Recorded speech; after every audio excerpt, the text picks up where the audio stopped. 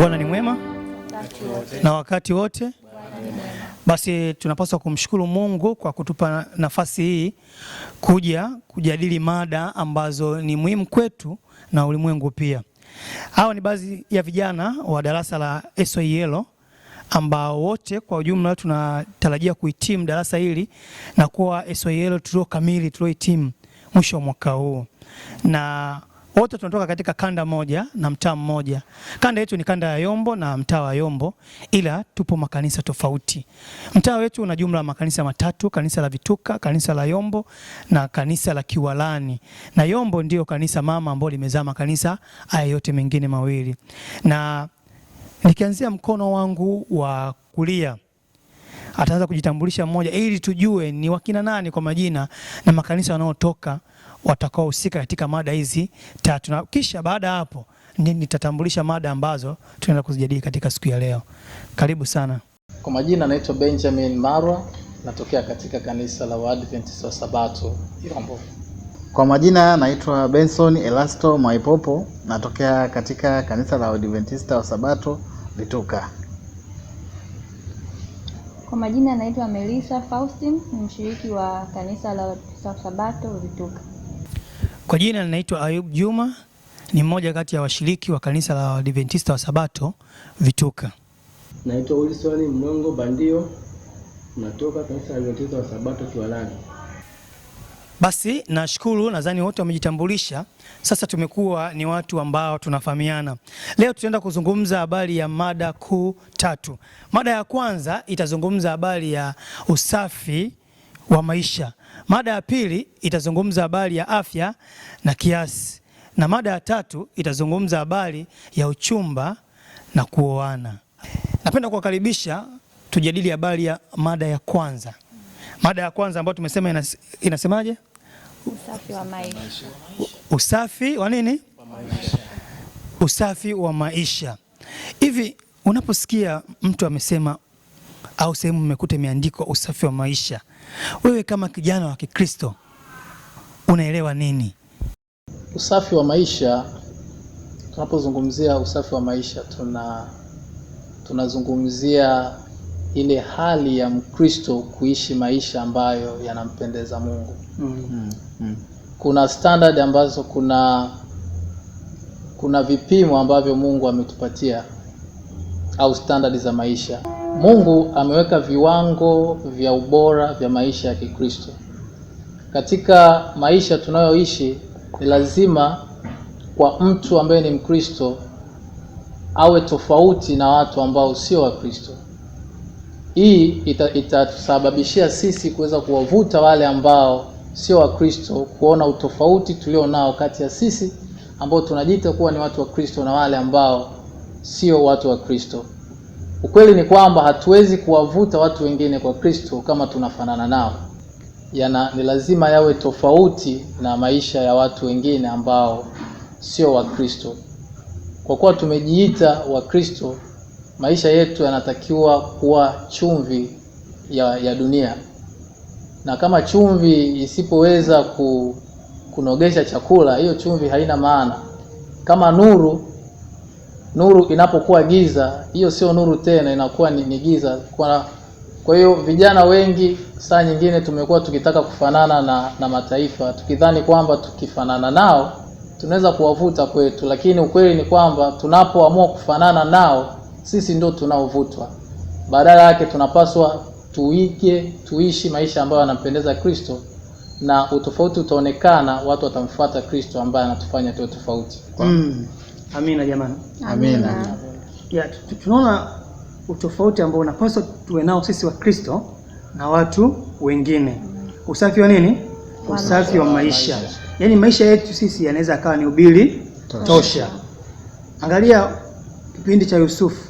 Mfalme anasema tuwapate watu wapi kama yani tupate wapi mtu kama Yusufu. Kwa sababu gani? Alikuwa ni mbaraka kwa taifa la wapi? La Misri. Yaani ni mgeni aliyekuja kama mtumwa, lakini leo ni waziri mkuu. Na wenyeji wanajivunia kwamba tumpate wapi mtu kama huyo. Sasa ni wakati umefika ulimwengu ujivunie Waadventista wa Sabato. Useme tunapata wapi watu kama hawa? Yaani usafi wa maisha yetu sisi iwe nuru, kama mzungumzaji alizungumza kwamba maisha yetu au uwepo wetu uwe kama chumvi kwenye nini, kwenye dunia. Chumvi unapoweka kwenye chakula kinaleta ladha, usipoweka chumvi chakula kina nini, hakina ladha. Kwa uwepo wetu ulimwenguni, watu fulani wajivunie uwepo wetu. Maisha, usafi wa nini, wa maisha.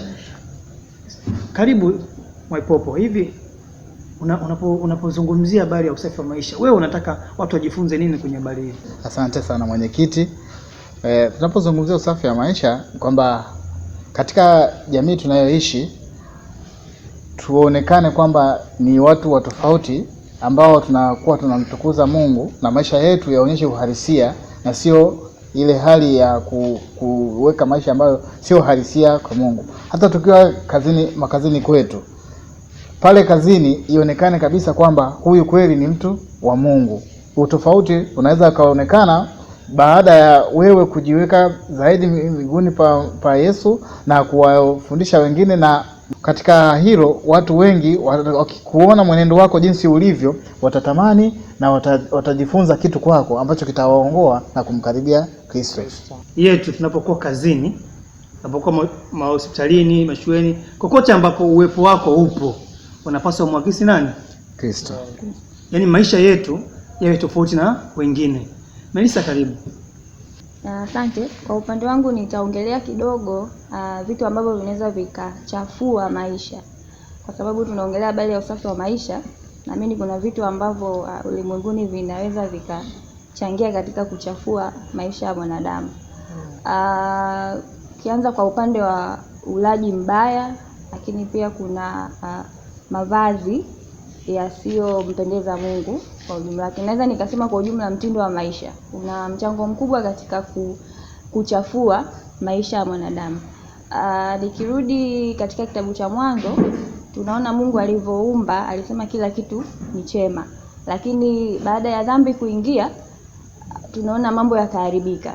Lile kusudio ambalo lilikuwepo la uumbaji likawa limebadilishwa. Na hivyo tunaona hapo mbele Mungu anakuja kuweka amri 10 ili kuweza kumuongoza mwanadamu kuishi maisha ambayo yanampendeza, sana sana kwa ajili ya manufaa yake yeye mwenyewe. Na kwa hivyo tunaona amri hizo zipo katika neno na zinatuongoza hata hivi leo, na zinaendelea kutukumbusha ile njia ya awali ambayo Mungu amekusudia kama wanadamu tuweze kuishi kwa ajili ya manufaa yetu sisi wenyewe. Asante. Amina. Nasemaje jamani kwa hiyo point? Amina. Na nadhani kuna kitu ambacho sasa watu wanaweza kama waanze kujifunza tunapozungumzia habari ya usafi wa nini? Wa maisha. Usafi wa maisha. Mwanadamu aliumbwa akiwa safi. Ila maisha na mtindo baada ya dhambi ndio imeonekana kuwa nini? Chafu. Wilson, unaweza kaizungumzaje hii mada ya habari ya usafi wa maisha? Kuna mtu fulani hivi yuko sehemu fulani anatamani kujua, ajui nini maana usafi wa maisha mtu anapozungumza. Inawezekana kama tusikiliza wote lakini bado hajaelewa. Unaweza ukazungumza jambo?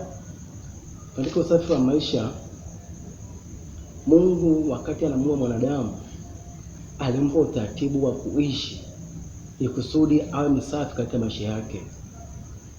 Na ndio maana katika Biblia inasema kwamba katika Korintho wa kwanza sura ya 14 aya ya 40 inasema kwamba mambo yote yatendeke kwa utaratibu. Mambo yote yatendeke kwa uzuri na kwa utaratibu. Mungu wetu ametupatia utaratibu kwa ajili ya maisha yetu. Na utaratibu utaupata wapi? Katika neno la Mungu. Na katika Biblia hiyo hiyo, Zaburi 119 fungu la 9 anasema kwamba jinsi gani kijana isafishe njia yake kwa kutii na kufuata neno lako. Unapofuata neno la Mungu, tutakuwa katika utaratibu ambao Mungu aliweka kwa ajili ya maisha yetu, na tutakuwa nuru kwa wengine kama vijana tunaomwakisi na kumwakilisha Kristo katika ulimwengu wa leo. Kumbe ili sisi kusafisha njia zetu neno la nani? La Mungu. Neno la Mungu. Hivyo basi ni wasii vijana wenzangu na wale wote ambao watapata fursa kutusikiliza kwamba habari ya usafi wa maisha hauletwi kwa wewe mwenyewe kujifanya msafi mtakatifu. Haileti kwa design hiyo. Habari ya usafi wa maisha haileti kwa wewe kuwa msafi nyumbani, kufanya usafi, haileti na wewe kuacha uzinzi. Kumbe neno la Mungu ndio linamfanya mwanadamu kuwa msafi katika nini? Katika maisha yake yote. Bila neno la Mungu huwezi kuwa msafi. Na hiyo neno la Mungu unaweza kusema ni Biblia, ambalo lina sifa yote ya Mungu ambayo iko mle ndani yote. Tunasema Biblia ni upendo wa Mungu. Biblia ni sauti ya Mungu. Biblia ni neno la Mungu. Kupitia Biblia tunajifunza mambo mengi. Tunajifunza amri za Mungu. Tunajifunza utaratibu wa chakula Mungu ambao anautaka. Mle ndani ya Biblia utajifunza makemeo, mibaraka, na tunapata historia za watu wote ambazo walitangulia, wazee wa imani, ambazo hazikuja tu kwa bahati mbaya.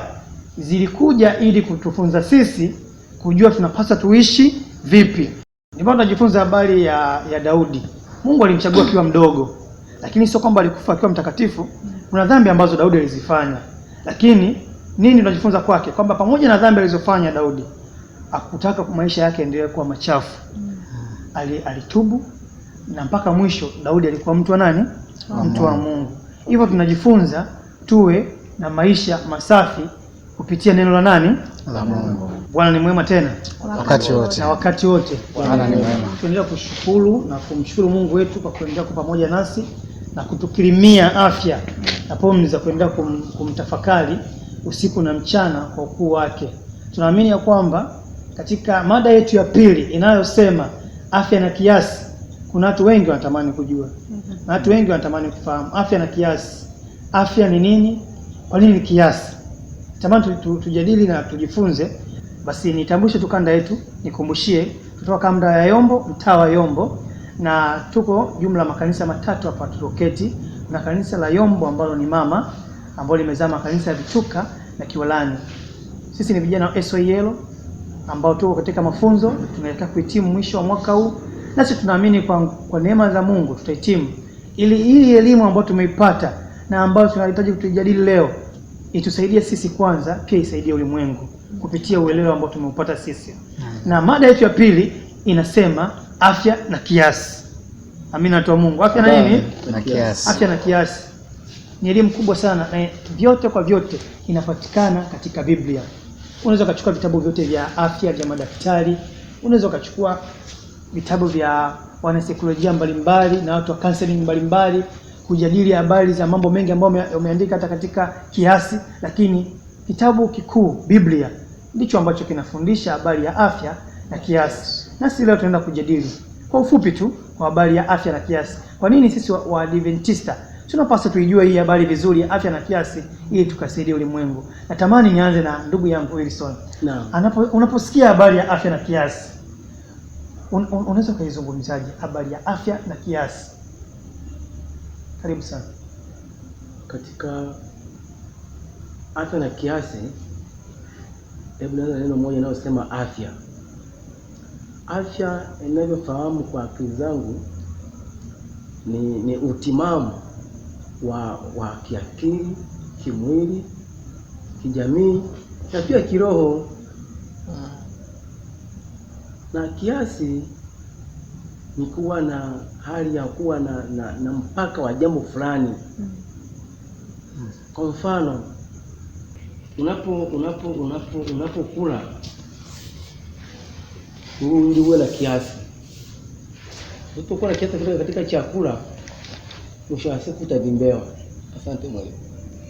Basi nashukuru Bwana Wilson. Amezungumza vizuri kwa habari ya afya na kiasi. Yes. Kwamba kumbe unapozidisha kitu baadaye kinakuwa maumivu kwako. Amezungumza kwa habari ya ukila sana unavimbewa. Kula kiasi kwa sababu tumbo linashukua na kesho tena litafanyaje? Litadai kula. Kwa hiyo kila sana leo usiku utahangaika, utavimbewa, utaalisha, fanya vitu kama hivyo, tumbo litajaga hisi. Kwa hiyo kumbe tunajifunza katika Biblia, sisi vijana wa Kiadventista tunajifunza kuwa na kiasi. Nami napenda kuchangia kwa habari ya afya na kiasi. Kwamba kwa nini kiasi? Tunaambiwa tuwe na kiasi kwa kila jambo tunalofanya. Ukiwa labda unapenda kitu, penda kiasi. Ukitaka kufanya kitu, fanya kwa kiasi, kisizidi. Kikizidi kinakuwa tena si kizuri kwenye maisha yako au mwili wako, kinakuwa ni kibaya. Katika habari ya afya tumejifunza afya kupitia habari mbalimbali, hasa vyakula na maisha ya mtindo tunaoishi. Magonjwa mengi leo yametokea kwa maisha ya mwanadamu kwa sababu ya ukosefu wa afya na kiasi. Leo hii watu wanakula vyakula ovyo, wanakula vitu mbalimbali ovyo, hatimaye vinawaletea magonjwa kwenye miili yao. Leo unakuta kuna magonjwa kama kisukari, kinatesa watu, lakini wataalamu wanasema magonjwa mengi tunayopata leo ni kutokana na mtindo wa maisha yetu ya kutokuwa na kiasi, hasa kwenye ulaji wetu na mambo mengine. Kwa mfano, vyakula tunavyokula vinatuletea kisukari. Vyakula vingine tunakula vibaya, vina mafuta mengi, vinatuletea makansa, mapresha, ni kwa sababu hatuna kiasi. Mungu alituwekea utaratibu mzuri wa vyakula, kula mboga na matunda. Ukila hivyo uweze kusikia matatizo kwenye mwili, kufanya mazoezi, lakini kuwa na kiasi na jambo lolote. Ukifanya hivyo kama Mungu anavyoshauri hata katika kitabu cha Kumbukumbu la 3:14 kuanzia mstari wa kwanza, vyakula, utakuwa salama. Mimi natamani mwenzangu pia achangie. Melissa, unaposikia hii habari ya afya na kiasi, unahitaji uchangie nini au kumweza nini mtu anayetazama na kusikiliza? Asante. Kwa upande wangu ninaweza nikazungumzia, nikalinganisha afya ya mwili na afya ya kiroho. Kwa maana hii kwamba afya ya mwili ina mchango mkubwa sana kwenye afya ya kiroho. Tunategemea kwamba mtu ambaye anaumwa ni ngumu sana kuweza kupiga hatua kufika eneo la ibada, lakini pia hapo alipo kutafakari, akiwa kwenye maumivu tuseme, kutafakari labda neno la Mungu au kuimba, ni watu wachache sana wenye huo ujasiri. Kwa hivyo tunaona namna gani ambavyo afya ya kimwili ina mchango mkubwa sana kwenye afya ya kiroho. Hata kwa upande wa Biblia kuna mafungu mengi yamezungumzia habari ya kiasi. Mfano ni kile kitabu cha Tito 2 ule mstari wa 11 na 12. Biblia imeendelea kutuasa juu ya kuwa na kiasi. Na kuna usemi unasema kwamba too much is harmful. Kwa hiyo hata kwa upande wa ulaji kuna vyakula ambavyo vikizidishwa mwilini vinaleta shida. Kwa mfano mafuta yakizidi yana umuhimu wake kwenye mwili, lakini yakizidi yanakuwa na matatizo. Kwa hivyo tunapoletewa swala zima la kuwa na kiasi, ni muhimu kila mtu kwa nafasi yake kuweza kuzingatia kwenye swala zima la ulaji na mambo mengine. Hata pia swala la mazoezi pia inatakiwa kufanywa kwa kiasi. Tunamshukuru dada Melissa kwa mchango wake mzuri. Nadhani kuna watu wamejifunza kitu kutokana na hiyo habari ya afya na kiasi, pia kupitia kitabu cha Tito 2:11 na 12. Kuna jambo pale, kwa muda wako ukisoma utaelewa nini Mungu anamaanisha kwa hii habari ya afya na kiasi. Labda nimkaribishe ndugu yetu Benson Mwaipopo ili naye azungumze jambo kwenye mada hii ya afya na kiasi. Mwaipopo, karibu. Asante sana ndugu mwenyekiti. Mimi kwa upande wangu kwa swala la afya na kiasi, ningependa kuchangia kitu kimoja ambacho nimekiona ambacho huwa tunajisahau sana. Kitu hiki ni swala la ufanyaji wa mazoezi ili kuweka miili yetu katika ubora na uimara. Na wataalamu wanasema kwamba ukifanya mazoezi mwili wako unakuwa una uwezo wa kuhimili magonjwa ambayo yanakuwa si lazima sana ya kuingia mwilini, na badala yake ukitoa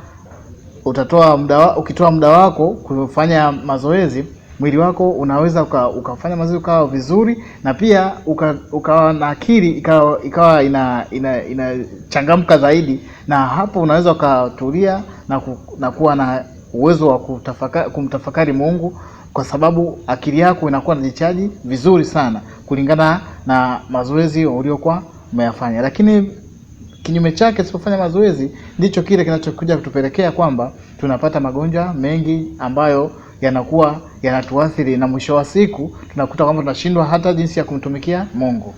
Amina. Kumbe mazoezi yana umuhimu sana kwenye maisha yetu, kwenye habari ya afya. Yanatusaidia miili yetu kuwa vizuri.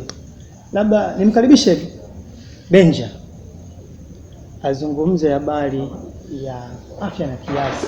Hiyo kwa upande wake anaweza kalizungumziaje swala hili la afya na kiasi, na analifahamu vipi ili kuwasaidia watu wengine wanaotamani kufahamu. Karibu. Katika swala la afya na kiasi, tunaweza kumwangalia Daniel pamoja na wenzake walipoamua kufuata maelekezo ya neno la Mungu kama alivyoelekeza katika swala zima la vyakula. Tunaona afya zao ndani ya siku 10 zilikuwa bora. Maelekezo ambayo Mungu anatupatia katika Biblia ni kwa ajili ya faida zetu. Tunapoelekezwa namna ya kuvaa, sababu hata kuna nguo ambazo tukivaa zinatubana na zinafanya damu ndani ya miili yetu isitembee vizuri, hivyo hatuwezi kuwa na afya njema. Kwa maelekezo mengi yanayotolewa katika Biblia ni kwa ajili ya kutufaidia sisi. Hivi vitu vyote vinashirikiana: afya ya akili, afya ya mwili, afya ya kihisia, afya ya kiroho pia. Hivi vyote vinaendana. Huwezi kuwa na afya njema kiroho kama afya ya kimwili inatetereka. Ndio maana katika neno la Mungu Yohana anasema, mpenzi, naomba ufanikiwe katika mambo yote na kuwa na afya njema. Asante sana. Amina jamani. Amina. Mchangaji wetu wa mwisho amemalizia kwenye habari ya kumzungumzia Shadrach, Meshach na nani? Abednego, walivyokuwa waaminifu katika kutunza sheria ya Mungu kwa habari ya ulaji. Na bado kumbe kuna kipindi wa dunia au ulimwengu unaweza kuona kwamba unakula vibaya, lakini kumbe ndicho chakula ambacho Mungu anatamani ufanyaje ule. Leo hii katika habari ya chakula, ukila nyama, mfano kitimoto wanaita nguruwe, nyama hizi na ng'ombe, mafuta mengi, unaonekana una maisha mazuri au una hela. Lakini ukila ugali na mchicha unaonekana maskini. Wakati kwenye afya ya mwanadamu, yule aliyekula ugali wa dona afu akala na mchicha, mwili wake unajengeka vizuri kuliko aliyekula nyama na ugali wa sembe. Si ni kweli jamani? Yes. Ndivyo ilivyokuwa kwa kina Shadrach, Meshach na Abednego. Wao walikula mtama, lakini wenzao walikula nyama za anasa. Walipokuja kusimama mbele ya mfalme, wakaonekana kina Shadrach, Meshach na Abednego wamependeza na wamekuwa wazuri, ngozi zao zinang'aa kuliko wale waliokula chakula kibaya. Amina jamani. Katika habari ya afya na kiasi, tumejifunza habari ya ulaji na kuwa na kiasi na kila kitu, na Mungu atatubariki. Hivyo sisi kama wajumbe tu baadhi wa kanisa la Adventista wa Sabato tunatangazia ulimwengu ya kwamba chakula bora kwa ajili ya afya zetu na kufanya maisha yetu yakawa na kiasi kwa kila kitu ni kile ambacho Mungu kakipendekeza mwanadamu wa kile. Asanteni sana kwa kutusikiliza. Karibuni katika mada ya 3. Amen. Bwana ni mwema Wakati wote. na wakati wote. Bwana ni mwema. Basi niendelee kuwakaribisha tena kuendelea na mjadala wetu wa mada ya 3 ambayo ndio itakuwa mada yetu ya mwisho inayosema uchumba na kuoana. Uchumba ni nini Mungu? Na kuoana. Uchumba na kuoana. Hili ni jambo ambalo linahusu zaidi vijana. Kwa maana hao ndio wanahitaji kupita kwenye hali ya uchumba na hao ndio wanahitaji kupita kwenye hiyo kufika hatua ya kuoana. Kwa sababu ni wachache sana wazee wanaooana. Amina tu Mungu. Ni vijana ndio wanaoana. Hivyo sisi vijana wa Adventista wa Sabato tunahitaji kujadili leo habari ya uchumba na kuoana. Kuna hatua hizi, ni hatua mbili tofauti. Kwanza inaanza habari ya uchumba, afu inakuja habari ya nini? Au ndoa, si ndio? Habari nyingine tunaweza tukasema ndoa. Lakini inawezekana kwa sehemu moja au nyingine sisi wa Kristo tunaenda kwa taratibu tofauti na watu wengine wa kimataifa. Si ndio watu wa Mungu ambao tunataka tujadili leo ili watu wanaotusikiliza wajue tofauti yetu sisi na watu wa kimataifa ni nini. Tutajadili habari zaidi ya ndoa au uchumba wa Kristo na tutazungumzia ile habari nyingine, kwa sababu tunatamani tu watu wajue sisi wa Kristo uchumba wetu na ndoa zetu zikoje, si ndio? Wenzangu watanisaidia kwamba nini maana uchumba, nini habari ya uchumba. Unafahamu vipi mtu akwambia nini maana ya uchumba? Tukianzia kwa Benjamin, watu wanapozungumza habari ya uchumba, unaweza kuelezea uchumba ni nini? Uchumba ni kipindi ambacho kijana wa kiume na kijana wa kike wanapokuwa katika mchakato wa kuingia katika ndoa. Katika wakati huu inategemewa sana kwamba kijana huyu wa kiume na kijana huyu wa kike wawe wamefahamika na wazazi wao. Na maandiko matakatifu katika roho ya unabii inasema kwamba mtu ambaye hataki kufahamika kwenu kama mchumba wako, huyo ni mtu wa kujihadhari naye, sababu huenda ana mambo yake ya siri. Lakini mtu ambaye ana nia ya dhati na wewe, huyo mtu atakuwa tayari kujitambulisha kwenu ili mchakato wa ndoa uweze kuendelea. Kwa upande wangu ninavyoelewa kuoana, ni ile hatua ambayo sasa wale watu wawili ambao walikuwa kwenye kipindi cha uchumba wamefanya maamuzi rasmi kuingia katika taasisi ya ndoa. Ndoa ni takatifu kama tunavyofahamu, na kwa hivyo ni kitu ambacho sio cha kukurupuka, sio maamuzi ya kupata mkumbo au kwa sababu umeshinikizwa na marafiki na ndugu kwamba uingie tu kuridhisha watu walio pembeni yako. Na kwa hivyo kuna vigezo mbalimbali ambavyo naamini kama vijana tumekuwa tukifundishwa kwenye semina, kwenye mahubiri ya namna ya vitu vya kuzingatia kwenye kuchagua wenzi wa maisha. Na habari ya kupata mtu ambaye ni mchapakazi, mtu ambaye ana heshima, mtu ambaye anajituma. Vigezo vingi sana huaga vinaelezewa, na mimi watu wanavifahamu. Lakini yote katika yote naweza nikasema kigezo kikubwa cha kwanza ni kumpata mtu ambaye ana hofu ya Mungu.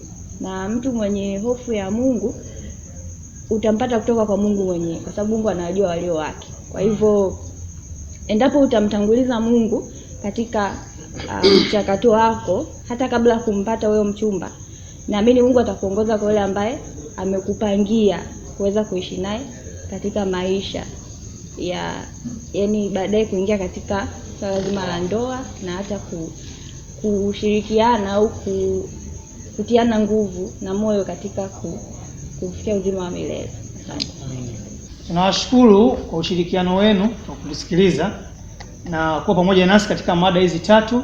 Hapo ndipo tumefika mwisho wa mada hizi ambazo tumezijadili kwa ujumla na mmezisikia. Hizi mada ukizifuatilia na kuzifanyia kazi za kusaidia katika maisha kawaida ya kijamii na katika maisha ya kiroho. Hivyo ni kusihi uendelee kuzifanyia kazi na uendelee kusoma zaidi Biblia na vitabu mbalimbali ambavyo vinahusu mambo ya kiroho na mambo ya kijamii, ambavyo vitakusaidia kukuza uelewa na kusaidia katika maisha yote ya kawaida na maisha ya kiroho.